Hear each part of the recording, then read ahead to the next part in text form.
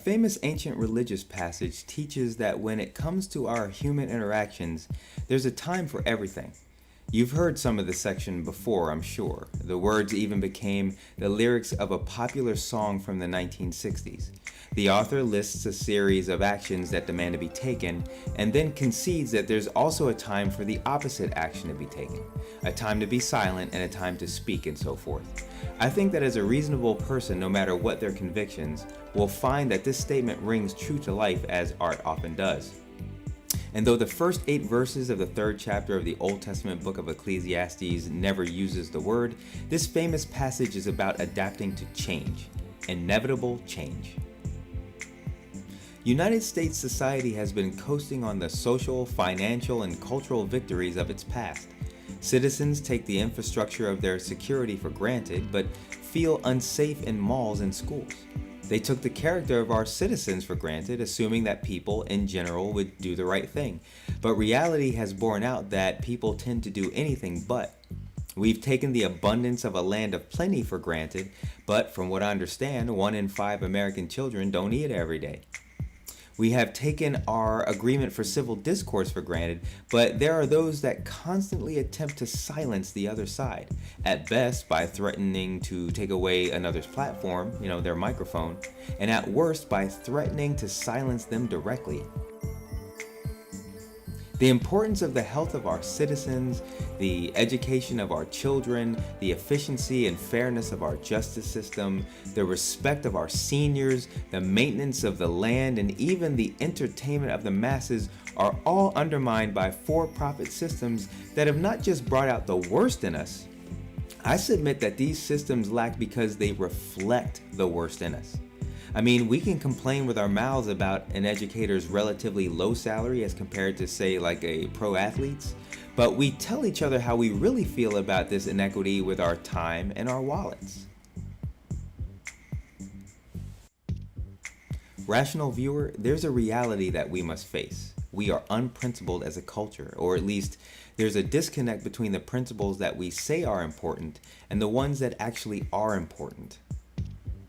Today, it seems like it's always a time for mourning, hate, and war. I submit that it's a time to build, and there are 2 hard truths to understand about this phase of building that we need to accept. The first is that this new building starts with us through our personal character. The second is that it's likely that this project will not end with us. This construction of a new culture based on a people of character will most likely not be complete by the end of our lives, at least not mine. We have to be resolved in knowing that we may not see the fruits of what we plant and be content that our children and our fellow countrymen will benefit after us. It's called sacrifice, and it's one of the many personal principles we lack as a nation. Or to be more specific, too many of us take for granted that only a certain section of the population has to sacrifice, while others reap the immediate benefit. There is a degree of urgency, my friends. I'll tell you why I'm so sure the time to build character is now.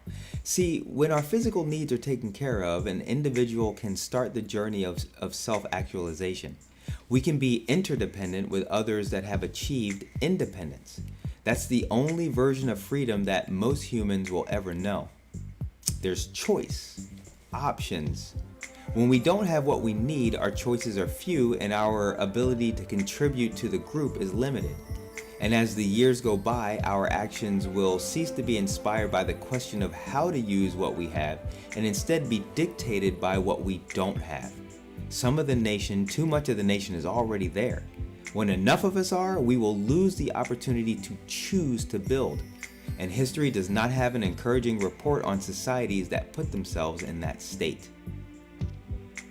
Finally, on the inevitability of change, I have recently gained the conviction that, like a tornado or hurricane, the collective human will is also a force of nature. We are a part of nature after all. Remember the Old Testament passage. Most people read this as a personal lesson. They think of themselves as an individual being born and dying, or planting and weeding, or weeping and laughing.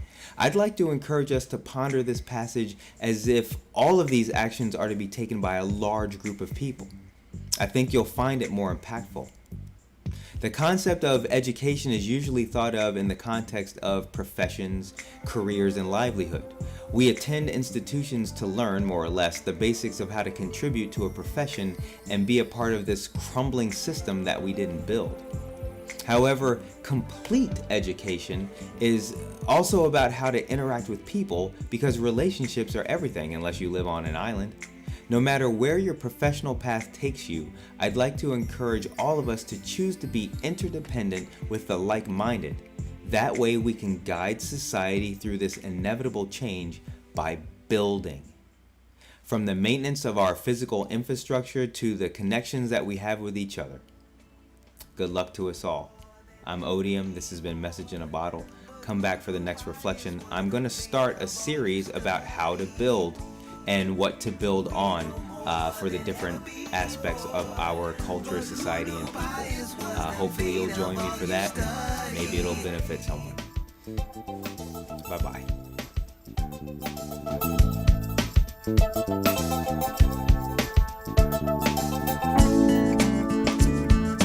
All the beliefs of the mind, but what's real and what's right has so little to do